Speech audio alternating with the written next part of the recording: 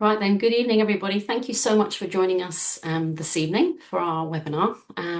This is the 10th actually in our series of monthly webinars. I'm Sarah from Renovations. I'll be joined tonight by Sam, and the topic for this 30-minute webinar this month is maximising kitchens and open plan living, without extending, sorry. So that's what we're looking at, is optimizing your property. So what we're going to cover tonight is optimization versus add-ons, improving flow, storage solutions, make your space feel bigger and brighter, common mistakes that people encounter, and then there will be some time for Q&A at the end. So please do either pop your question in the chat box and we'll get to it at the end, or we'll do questions at the end there with Sam. So I'm going to hand over to Sam now. Off you go. Thanks, Sam. Thank you, Sarah. Good evening, everyone. Before we get into design specifics, it's worth reframing the goal. Extensions are often seen as the default solution, but they tend to be expensive, disruptive, and in some cases unnecessary. Even when they are possible, they don't automatically solve issues like poor layout or clutter. What's often overlooked is that most homes already have underused or poorly configured space. And to give an example on that, it's things like, for example, um, awkward corners, inefficient cabinetry, or poor furniture placement that can easily waste 20 to 30% of usable space visually or functionally. So the focus today is not about or on adding more space, it's about unlocking what already exists. So we start with the first section of today's topic, which is improving the flow of space. When mentioning flow, we're referring to two things at once, generally. The first is physical flow. It's how easily you move through the space without obstruction, bottlenecks, or awkward detours. The second is visual flow, how your eye moves through the space. Whereby a good layout feels intuitive. You can stand in one place and understand the entire environment without visual disruption. In open plan homes, poor flow usually shows up as people walking through cooking zones, furniture interrupting pathways, or the room feeling disjointed even when it's large.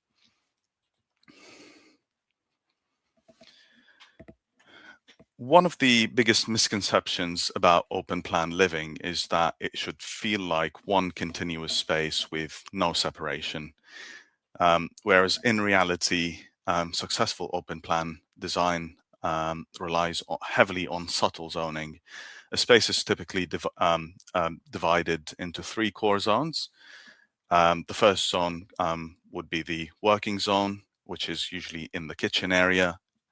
The other would be a transitional zone, which is often the dining area. And then there is the relaxation zone, which would be the living space. The key is that these zones aren't divided by walls, they're defined by cues. For example, a rug under the sofa defines living area, pendant lighting over a table defines dining, a kitchen island can act as a soft boundary without blocking sight lines. The goal here is, to an extent, psychological separation, not physical division of the space. When it comes to layout, circulation is critical when designing the space. A good rule of thumb is to maintain clear walkways, typically around 90 centimeters where possible, especially between high-use areas like the fridge, the sink, and the hob. One issue seen often is people placing furniture based on symmetry or aesthetics rather than movement patterns. That's how you end up with awkward routes cutting through the cooking or other zones that we mentioned earlier.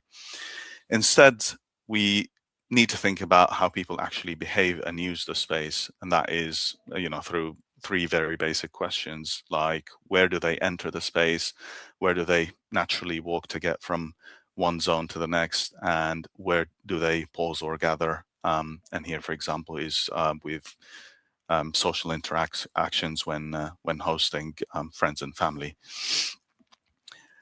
Once you have that mapped mentally, the layout usually becomes much clearer on or with design. And then we move to kitchen positioning. The kitchen layout still benefits from the traditional work triangle, which many people here could be familiar with, the sink, the hob, and the fridge, because it usually minimizes unnecessary movement. Where people tend to go wrong is with the island. It is often the case that the placement, the type, the configuration of it causes an issue within that open plan layout.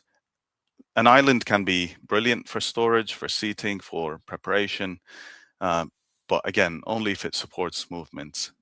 In smaller spaces, especially, an oversized island becomes a more of a barrier than a feature. So the question here would be, does this element that we're thinking of, the island in this case, improve the workflow or interrupt it? And here on the slide, we look at different configurations of kitchen spaces with regards to the island and its surrounding, looking at the triangles. Okay, and now we go into the first case study. This is for a property in Westminster that was a ground floor maisonette, which took basically full internal remodeling and was converted from a one-bedroom to a two-bedroom. The challenge within the brief of this project, which many could consider to be going the other way around or the opposite way, is that the client here had a large kitchen and living space, which is semi-open plan, as we can see in the top layout. And they wanted to add another bedroom and then find a way to make the existing living room as a open plan kitchen and living space to basically cater for their needs with the newborn and being able to stay in that area without having to move. So the proposed layout came in and that is shown with the pointer there. So it's the lower drawing that we're looking at on the slide. And that's where we basically looked at having a full width kitchen from wall to wall on one side, having the living space in between or in slightly off-center to the room, and then having a multifunctional work/dining space that can be used as such. And here are some pictures from the property after the work was completed. So this is how the space was before. That's after it was done. Here, there's still a bit of visual clutter because the client hadn't yet changed their furniture to go with the new space that's been built, and then more photos on this here. So this becomes the open plan kitchen living space. And that's from another angle. And then that's an additional bathroom renovation that was part of the scope. So now we move on to storage. And talking about why clutter shrinks the space, it's because clutter is one of the fastest ways to reduce perceived space. Even in a large room, if surfaces are visually busy, appliances on counters or paperwork or random objects, the brain reads it as a smaller and more chaotic space. So storage is not just about capacity; it's about the control of visibility. To put it simply, the less we see, the larger the space will feel. One of the most underused opportunities in kitchens is vertical space. In many homes, cabinetry stops short of the ceiling, which creates a dead zone, both visually and functionally. Some people choose to hide it with a crown. Others utilize vertical and smart storage systems to benefit from that dead space. So because it's it's space that isn't being used effectively, it also then breaks the visual flow of the room. Extending that cabinetry to full height solves both of these issues. It significantly increases storage capacity and at the same time creates a more seamless, uninterrupted look that helps the room feel taller and less cluttered, as can be seen in the bottom left picture, which shows the larder unit. Even in a case where the upper sections are only used for less frequently accessed items, they still play an important role in improving the overall perception in space. So it's things that you don't use on the daily or weekly, and can be reached using a step up or what have you, but that just keeps them all concealed in a way from the prying eye at all times. So alongside this, the modern storage systems are designed to make better use of every inch, which improves the accessibility and reduces wasted space. That is for the kitchen to work more efficiently and look more streamlined. And then looking at the rest of the examples here, so these are integrated storage units within cabinets that go in corners or awkward spaces, an integrated bin, and top left is basically a corner larder unit that has multiple purposes for storage. So to cap this off, the shift here is from static storage to dynamic storage, where everything moves with you rather than you having to dig for it, as is the case with deep cupboards that in most cases you fill them up and you can't see what's behind there. So now we look at multifunctional furniture. In open plan spaces especially, every piece of furniture should actually justify its presence. A coffee table that also stores items, a bench with internal storage, or a kitchen island with integrated cabinetry all reduce the need for additional standalone storage. This is particularly important in smaller homes where redundancy quickly leads to overcrowding. And now we look at the second case study. This is for an ongoing project for a flat in Streatham. The brief here basically is to remodel the kitchen and reception room into one open plan kitchen and living space. As we can see here on the top left, that's the existing floor plan with an overlay in red there showing the aspects that are being demolished or opened up.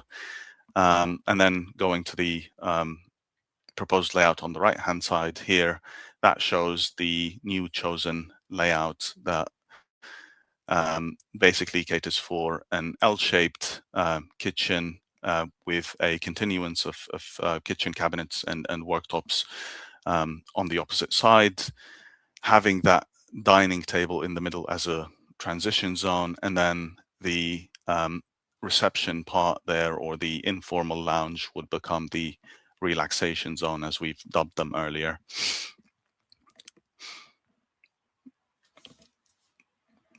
And then this is a bit more on that from a technical aspect, which we will also touch on in a bit. So as part of redesigning the space and opening it up, we also have to consider multiple factors. Here we look at the mechanical and electrical plan for this very specific layout. So everything that supports it in terms of lighting, from pendants to spotlights to heating to sockets to extraction is all demonstrated there, and that's a visual reference of what the space could look like in the future. So keep an eye on this space, and if you join us on the next few webinars, we'll have some updates for you on that one. So now we move on to the section where we talk about how we make these spaces feel bigger and brighter by looking at, for example, the role of light here on this slide. because light is arguably the most powerful design tool for spatial perception. Natural light should be maximized wherever possible, not blocked by heavy furniture or window treatments. But artificial lighting is equally important. A well-lit space feels larger, more open, and more welcoming. These two photographs here are from projects that we are working on. This is an outbuilding that serves as a multi-purpose space for a study, a reading space, and an informal lounge. And this here is a large open plan kitchen, living and dining space. And then we look at colors and materials. Because color has a direct impact on spatial perception, lighter tones tend to reflect more light, which visually expands a room. But equally important here is consistency, because too many contrasting materials, such as different flooring, multiple cabinet finishes, varied wall colors, can fragment the space visually, and then leads to an undesired result.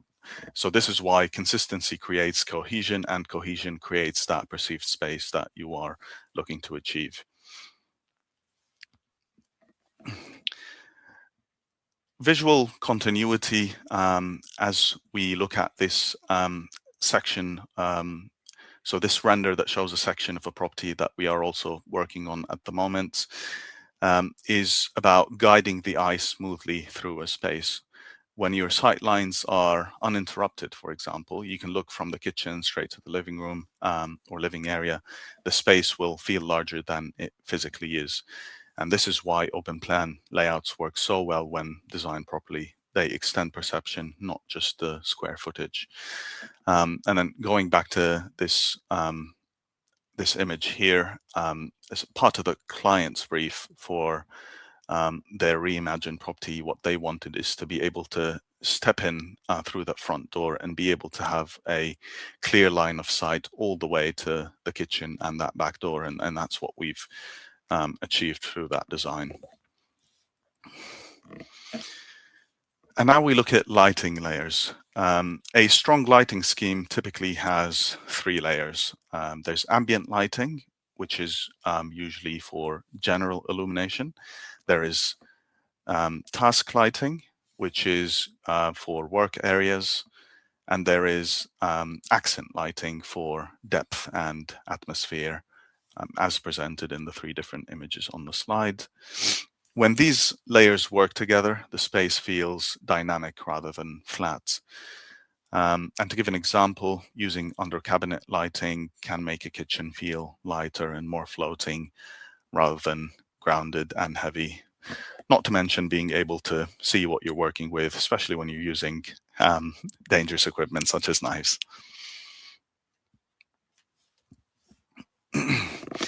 And now we go into the third case study, which is for a semi-detached property in Elmbank Way, that's in West London. And the scope there was to remodel the interiors to have an open plan kitchen and dining layout that actually suits the couple that had recently purchased the space, purchased the property, without having to extend, because they were working with a fixed budget and they had basically no specific or particular use for added space, but to reimagine what was there, as we have been going through the previous slides. So this is the existing layout. As you will see here, there's a chimney breast that's marked in red, which is to be demolished. The kitchen in itself is quite narrow and really difficult to use on a day-to-day basis. And then every time they'd want to have dinner, it basically means that they have to go all the way around into the reception room, which was a bit awkward in terms of how it functioned. So as part of reimagining the space conceptually, that was the proposed layout for an L-shaped kitchen with an island, which leaves ample space for a dining room with a new window there after the door's been blocked, and then putting new patio doors there. So here we'll look at some before and after pictures. This is the existing dining space, or the former dining space, how it was. That was the chimney breast that was removed. This is the new kitchen with the island, and these are the new sliding doors. This here, the bottom left picture, shows the before image that clearly shows the divide between the kitchen and the dining space, and then after it's been renovated, how that all feels as one coherent space. Some pictures during the build, so that's what it actually went through by way of stripping out and demolition. That's the chimney breast. Here, there had basically to be an exercise of making good between the old and new, and here filling up or blocking up the walls to fit a new window. Some more here, and then moving on to I think an important detail here, as we're showing, is that during the works, as the floor was stripped out to do flooring again, or to refloor the space with a herringbone pattern, it was apparent that there was no insulation between the subfloor and the actual finished floor. So that was added, and then at a later stage taped to make sure there's adequate insulation. And then the flooring was laid, which then leads to the photographs from completion as we look here at the different perspectives for that space. So there are a few recurring mistakes that often limit how successful an open plan space feels. The first one is overcrowding. It's very easy to overfill a space, but even if furniture physically fits, it can still overwhelm the room. Negative space is important because it gives the room balance and allows it to breathe. The second one would be poor layout decisions. When circulation routes are blocked or furniture disrupts natural movement, the space feels awkward regardless of how it looks. This is why function should always come before aesthetics. And third one would be the misplanning of storage, that is without enough or well-designed storage. Clutter builds up quickly and ends up on surfaces, which makes the space feel much smaller. Therefore, a mix of concealed storage and selective display tends to work best. And finally, the lack of cohesion. In open plan homes, everything is visible at once, so inconsistent colors, materials, or styles become very noticeable. A consistent design language helps the space feel calmer and more unified. So if we take all of this together, all of these can come back to the same principle, which is how the space functions and how it flows is just as important as how it actually looks.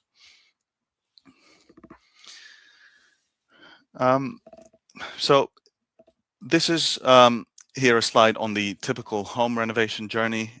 Every successful renovation project, I would say, goes through the 5 steps that appear before us on the slide. In most cases, with purpose. Sometimes it does happen with a combination of sheer luck and experience.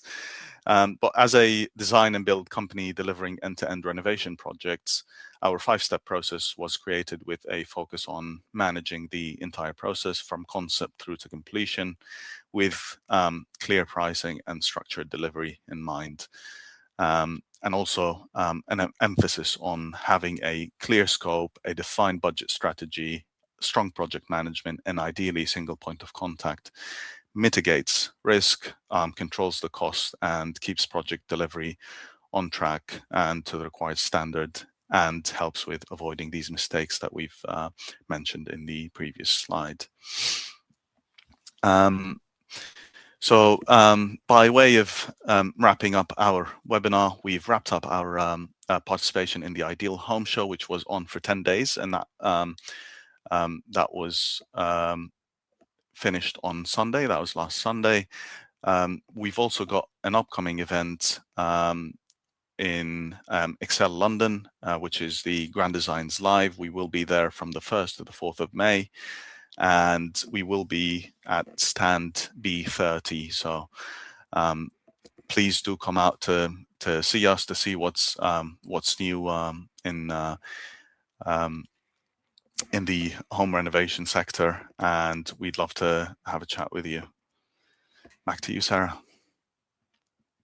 That's great. Thank you, Sam. I really enjoyed that actually. That was a really good presentation. Thank you. So I haven't seen any questions in the chat, but if anybody is on and they do have some questions, please do just unmute yourself and maybe ask Sam a question. Just see if anybody would like to do that. I will be sending out a copy of this recording so in the next day or so. So you'll get a copy to be able to review at your convenience, maybe to have a look again. But if you are considering maybe looking at your space and maybe thinking about how to redesign it and get the most out of it, please do feel free to reach out. We'll just pop our contact details on next. Obviously, Sam's already said that we are at the Grand Design Show shortly, so please feel free to pop in and meet with us there in person or to contact us through the contact details that will pop up on a slide shortly, and then we'd be really happy to talk to you about your own individual project there. Sam, you able to pop that one up just with our contact details on? Is there one there? Yes, there we go. That's great.